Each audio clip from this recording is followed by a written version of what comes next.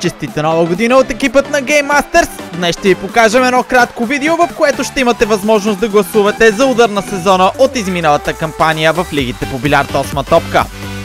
Започваме с едно предложение от супер шампионът Ники Стоилов, финал срещу Жош Вирнов в The Best of Game Masters квалификациите, троен плант, отбелязан от състезателят на аматьорите. Продължаваме с един крос-дабъл от Светомир Милсалов, именно срещу Ники Стоилов в матч от лигите. Ако се чуете за кой да гласувате. И приключваме с един феноменален удар от Диана Бакалска, фреймбол срещу Румен Маринов от Гринци през 3 борда, който остави отборът на Гринци безмълвен.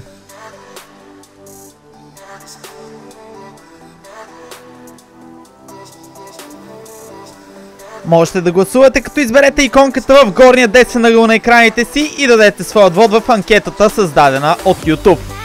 Гласуването ще бъде активно до началото на следващия сезон в Game Masters, а победителят ще спечели правото да играе безплатно в оставащите квалификации за The Best of до края на сезона.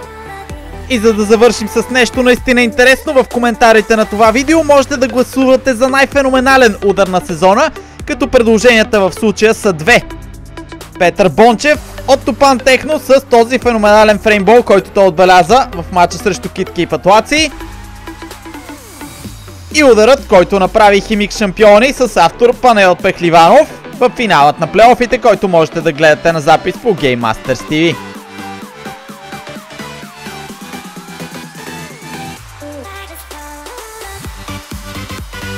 Кръгчето с емблемата на Game Masters в горната лява част на екраните ви ще ви абонира за каналът ни, така че да не изпуснете изненадите, които сме подготвили през новия сезон. До тогава остават само няколко седмици, така че до скоро по Game Masters TV.